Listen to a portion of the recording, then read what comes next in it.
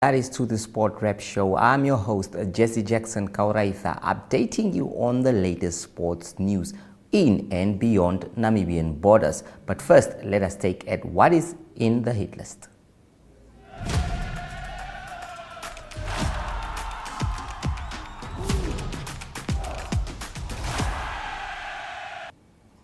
And today on the hit list, we start with something very interesting, and that is about Botswana in Paris. It has been indeed an incredible journey from the team Botswana that has been doing quite well. However, Namibia may have historically led Botswana with bragging rights on the Olympics medal tally for a number of years, but that lead is slowly narrowing as the neighbors continue to develop in recent athletic successes. Botswana's steady rise in the world of athletics has impressed many around the globe, while Namibia had no representation in track and field at the 2024 Paris Summer Games, other than marathon veteran Hilalia Johannes. Namibia Sports Commission Chief Administrator Freddie Muya admitted that Botswana has taken an approach that has yielded desired results. Let us hear from Freddie Muya himself. On this historical moment, let me recognize my ministry, starting from my Director of Sport, the Ministry of Sport, Youth and National Service, who supported me through this event. And then, of course, our main sponsor, KR Namibia. In the first place, I'm quite excited that at least Namibia was well represented. Actually much happy in terms of the number that we sent there. It's something that we need to go back on the drawing board, and we are working around the clock to see what will happen come Los Angeles, 2028. All right, Mr. Muya, one of the things that we can mention as Africans that we should be proud, Southern Africans indeed, neighboring Botswana doing so well at this Paris Olympics, getting a gold medal and a silver medal. What a remarkable achievement. So what would your take be on this? Let's give kudos to Botswana for a remarkable achievement. You know, if you look at Botswana, they had a vision already, 2028 vision, if you look in their strategic plan. Yes, I've seen that indeed they've done a remarkable job, winning a gold medal, first of its kind for their country, and also winning a silver medal. That's a remarkable celebration for the country. I know, apart from Botswana, I can also talk about what happened with Zambia.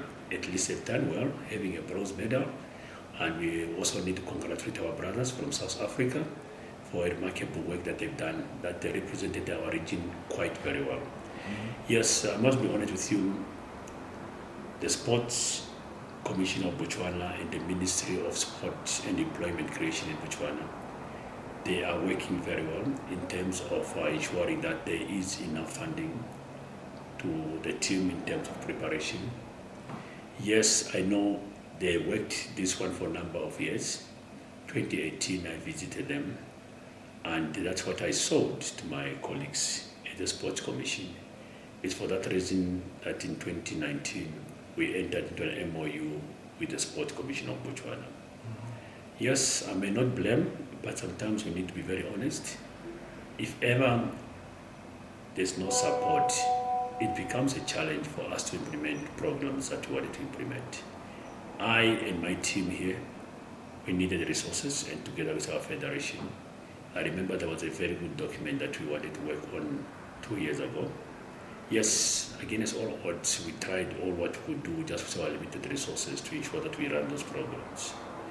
I can assure you, if we did to the calling, and if we did according to my recommendation, especially in terms of athletics, because we identified 18 athletes in Namibia that were on the same, programs with the Botswana counterpart, because we agreed with the athletics, Federation of Botswana, that there will be exchange program between our team and the team on the other side. We had athletics, we had also boxing, and apart from boxing, also some of the sports called swimming, you name it, that they want us to exchange program. We even actually have gone to Botswana with our team for 2 years now, and we were also having the same, that they would also come to the other side, that we could have that exchange program with our coaches, and also our athletes to do the same. Yes, unfortunately that program did not materialize, especially from our end. It's something that we need to take, to receive a blame on, to be very honest. but we have done what it is possible. Sometimes we need really to be very honest with ourselves. We might have found our athletes, we did not support the athletes. We cannot support the athletes just when it's a year of the games. It is a build-up process that we need to do. You know, we could actually have, might have received a great number, especially in athletics, that would have sent even plus or minus 6 to 7. But imagine now, we only send a marathon runner in athletics. And we know that's the cream of the Olympics. That is also the cream of Namibia. Yes, we know Boma, you know what happened to Beatrice. They're also product of the youth game, but they've gone also the same path like the colleagues in Botswana. If you look about Teboho, the one from Botswana, is a product of the youth game. Same group with Beatrice Maselingi, same group with Christine Boma. And even those youngsters who won the 400, they are the same group. So for me, if that exchange program would take place, we would have gone very far. But I'm very happy what's happening in Botswana. It is the fruit of the investment that they've done. And I believe we need to do the same. That's why I've already written a letter again where I'm proposing, you know, to a paradigm shift to the entire sport development in this country. And I've written that document already again yesterday to say, colleagues, we have learned from this experience. We need at times to swallow the pride, and we need to work together to ensure that at the end of the day, our athletes come 2028, that we can be also among the top countries, you know, in Los Angeles. Thank you so much.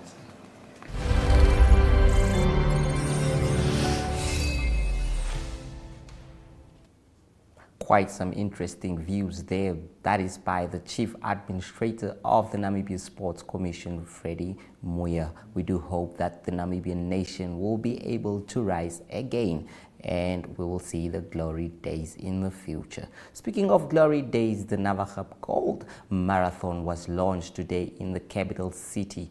The event will be taking place, that is on the 21st of September at the Karibib town.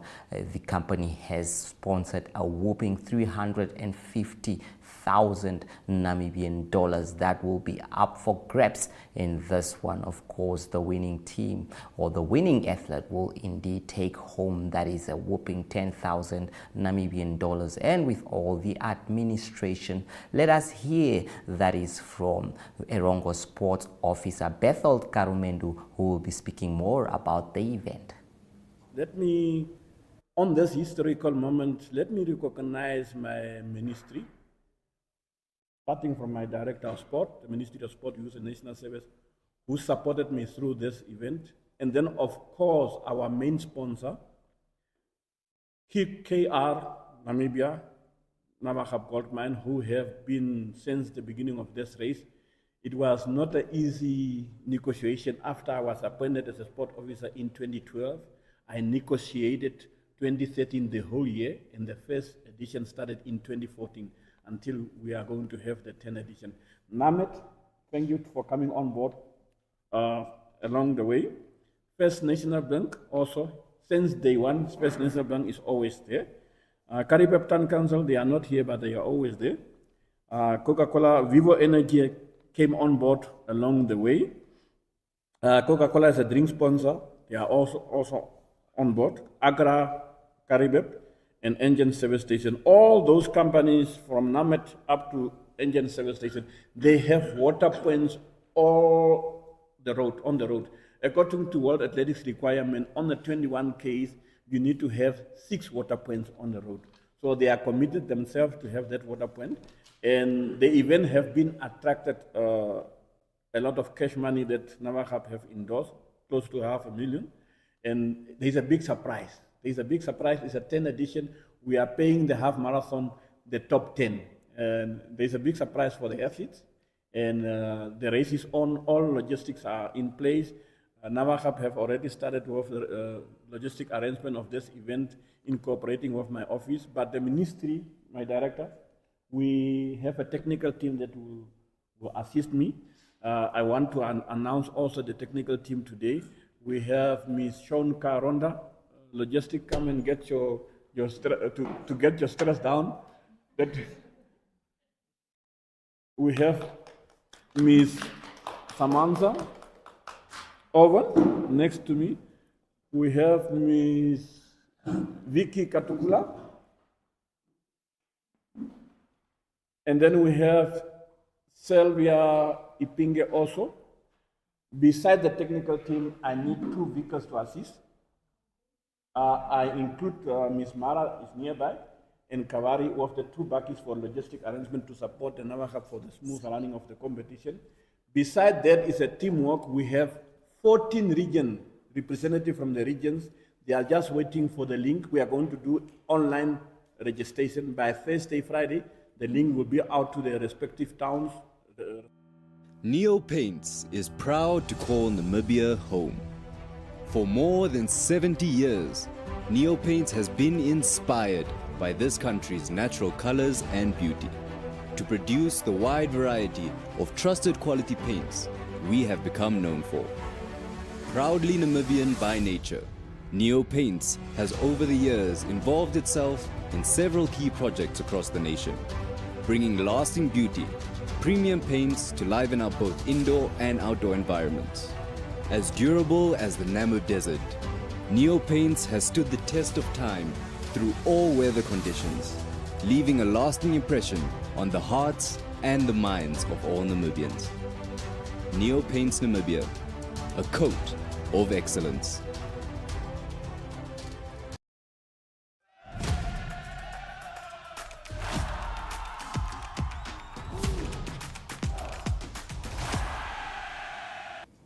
Now, Namibians hockey teams are preparing for big clashes, and of course, they are waiting for the big ones. Brian Munango has this interview slated for us. Quite important. You have to listen. Please do not move an inch. Stay glued to your screens. From me, Jesse Jackson Kauraitha, I think that is it for now. Ario Khat will also be up next with international news. Goodbye.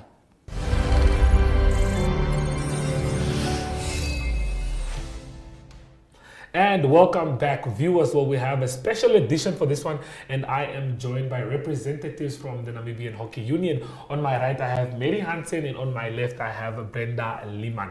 So, guys, please introduce yourself, and let's start off with Mary Hansen. Hi, I'm Mary Hansen. I'm currently the manager for the Namibia Senior Men's Indoor Team, and I'm also helping the Women's Indoor Team in the absence of a manager for them. And apart from that, I'm responsible for helping raise funds overall for the NHU. Boom. Okay, Brenda? Hi, I'm Brenda Liman. I'm the manager for the Senior Women's Outdoor Team as well as the Hockey Fives team. Okay, lovely stuff. We'll talk more about the backup player campaign shortly. Okay. Let's first reflect on what happened in the test series that we had going on in Zimbabwe for the under-16s and for the under-18s. Just to start off, Brenda, I'm sure you followed the results closely. You saw what the under-16s did and the under-18s. What are your thoughts on Namibia's performance this time around? They've done really well for themselves, securing first place with the under-16 girls, and then the under-16 boys and under-18 boys and girls, they came in second place. So that's really a testament to their skill. Mm-hmm. And yeah, it's great to see that the young and upcoming talent is doing so well. So we know that our future senior teams are also in good hands. Okay, we got a gold from the under-16 girls. Wonderful achievement, Mary. What are your thoughts? Did you guys expect more? Did you think we'll get more gold medals than only one? Or what were your thoughts going into this competition? Before it all started, what were your predictions for the competition? Obviously, when we go into a competition, we expect to reach the final. That is probably our first goal. Mm-hmm. And then we do expect to win it. So it was a bit sad that our teams couldn't all bring home gold. Uh-huh. But we are very proud of their achievements. We also know that Zimbabwe is commonly known as our Achilles heel in outdoor. So we always fight with them. And yeah, so it was a tough one. We knew going in it was going to be tough, but we always expected them to come home with the gold. But they're coming home with the silver. They really played well. We watched basically all of the games, and we're very proud of what the coaches and the management staff has been able to achieve with them in Zimbabwe. And as she also said, it's a great feeder scheme for our national teams. Yes. And I mean, hockey, it just guarantees that the sport is going to grow really well. I mean, we are laying the foundation in the right places. We have two players that did make it as the players of the tournament in the under-16. Yes. We'll just have a look now to just see who was our player of the tournament. Sienna Richards, I'm sure you guys know her well. She was the player of the tournament for the under under 16s and also for the under 18s. We did pick up one with the boys where we have Hilton Lima, who also picked up the player of the tournament. What does that mean for you guys? It's an awesome achievement. If you look at both of them, their careers, they started playing from 6, 7 years old. The Sienna is in the country at the moment. Lima is schooling in South Africa, in Cape Town. And it's really a testament to what investment has been made into these players, not only by the union, but by their parents, because it costs to maintain players at this level. Yeah. So we're very proud of them. And I think with Hilton as well, it's also, you know, the under 18 boys, they only came second. So for him to have stood out as the player of the tournament and not from the winning team, that's also pretty commendable. Yes. Now, for you guys that are involved at the big teams, at the national teams, seeing small teams like this, seeing the young kids coming up and growing, doesn't that excite you guys for the future of hockey in Namibia? It does. In fact, many of our current senior players started playing this tournament in 2017, representing their country for the very first time. And if you look at their careers and where they are now, it's really a launch pad for them. And we can see the impact this tournament has made on Namibia. So we're very excited, really. Yeah. Okay, now moving forward to what we are all gathered here for. Brenda, I'm going to put you on the spot to just tell us a little bit more about what you guys will see the number on the screen now and the whole thing, the Back a Player campaign that we are all very excited for. Tell us a little bit more about what this is about. So the Back a Player campaign is a fundraising initiative to help get our players to this competition, which is it's a pretty big one, especially given, you know, with outdoor we don't have as many opportunities than indoor, and it's, you know, bigger teams, so the expenses are also a little bit more rough, and yeah, so with the players, they have to sometimes fund themselves.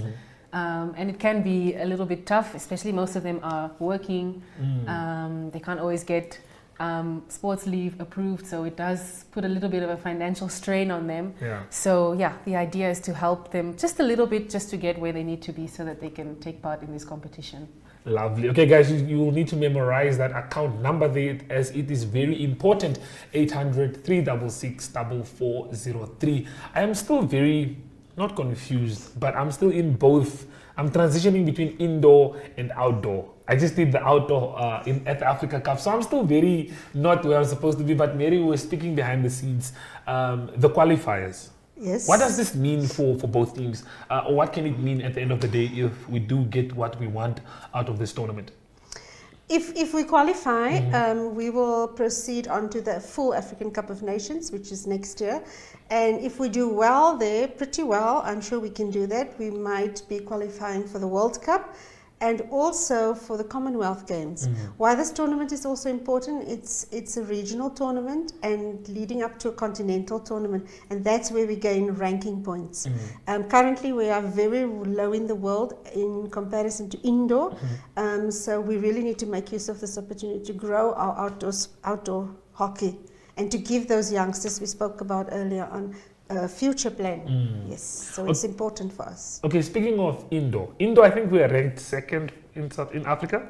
Yes, we are currently the African champions, which we won in May, as we all know. Yes, very we all excited know. about that. Yeah. So based on the world ranking points, we are currently second in Africa and 14th in the world. Wow. The women are Second in Africa. second in Africa, and I'm not sure about their number in the world, but it's I think it's 1 or 2 places above us. Is it? Yes. Then I think it's 16 or 17. I'm not sure, but the number brings back a memory. So indoor is making real inroads at the moment. And you know what happens when we have our country compete in international tournaments and we do well, then other countries, they actually sit up and they notice, like we did at the World Cup last year, and they actually start inviting you to their countries to come and play.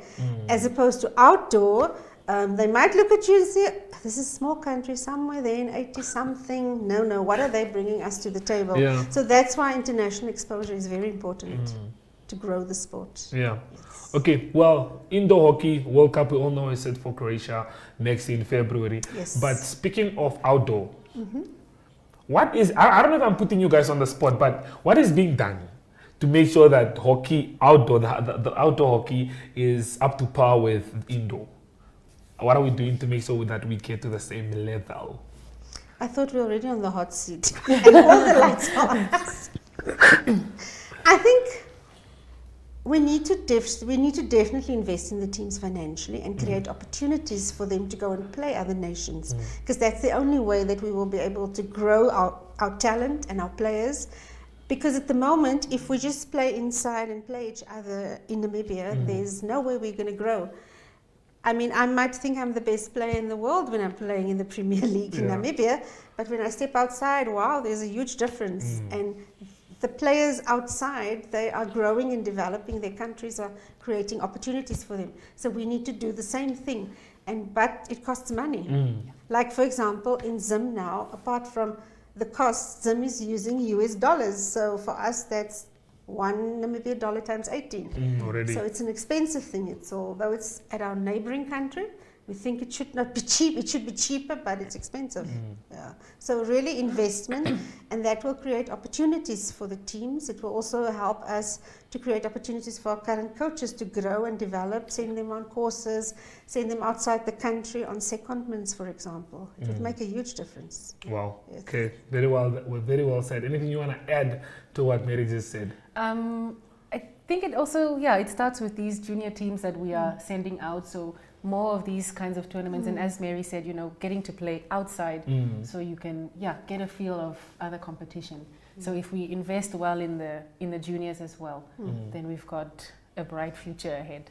Yeah, I think Freddie Muya at the send-off we had for the under-16 and the under-18 said something about playing at home is very nice because you have an extra player with your family and with the crowd, but being exposed outside is it's a whole different ball game, because you are now exposed to international players and you get to experience how people actually play outside of Namibia.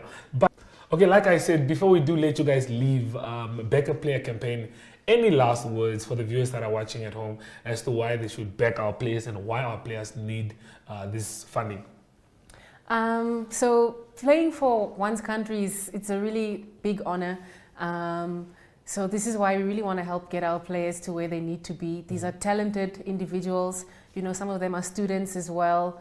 And just to get that exposure.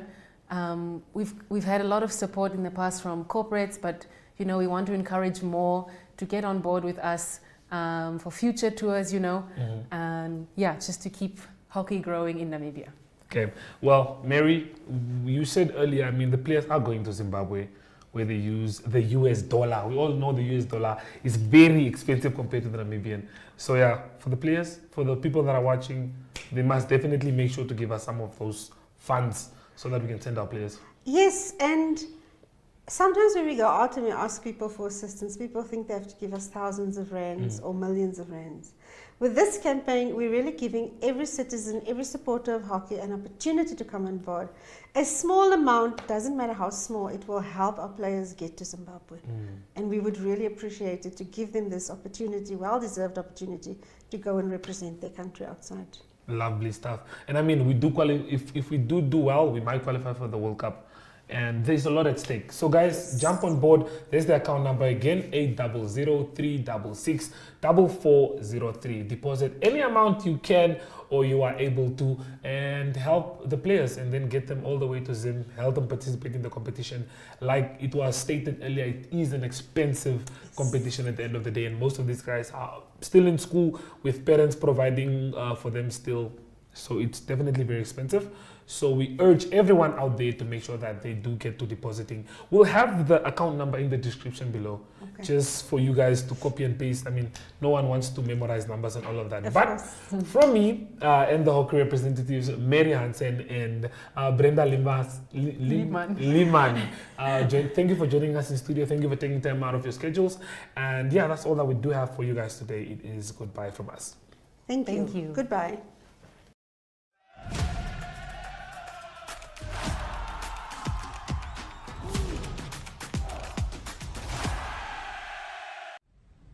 Good day everyone, time for international sports news, and starting off with tennis news first. It is the next major on the tennis calendar that will start on the 19th of August, and that will be the US Open that will start in New York. And the news from the men's side of the draw is that Novak Djokovic seemed to be on track to play in the tournament. He's been battling with a knee injury quite a while, also battled with that in the Olympic Games, but Novak Djokovic indicated that he will be fit to play in the tournament. One player that will not play in the tournament, the men's player, is Rafael Nadal. He confirmed that he will not play because he's injured, and he only played one tournament since 2019 in the US Open, and he's 38 years old, so Rafael Nadal still battling with injury. Moving on to soccer news, and it is three clubs that's going to lose big players for the new season. It is firstly, Manchester City, and it is Julian Alvarez. He's not going to play for them this season. He signed a deal with Atletico Madrid, and that is a 5-year deal, very expensive, $82 million that it's worth over that 5 years, and he will not play for Manchester City this year. The previous record, this is a record for Manchester City in terms of selling a player. The previous record was Raheem Sterling, that was sold in 2022 to Chelsea for $50 million. Also, Liverpool that will lose Fabio Carvalho, and he's going to go to Brentford, and that deal is worth $24 million, and it is a 5-year deal. Also, Tottenham Hotspur losing a big player, and they're going to lose Brazilian defender. His name is Emerson Royal, and he's going to go to AC Milan. That's also a big deal, to the extent that they didn't disclose. So they just said it's an undisclosed fee, and it is a 4-year contract that he signed with AC Milan. On to rugby news, and it is Australia that do have injury problems. That's before the second test against South Africa. They lost the first test the past weekends against the Springboks. It is Filipe Dauguna that is injured. He's got a broken or a fractured tibia, and then also 2 players that's battling with concussion. That is both locks Nick Frost and Jeremy Williams. They're not going to be able to play against the Springboks in the second test in Perth. Also cricket.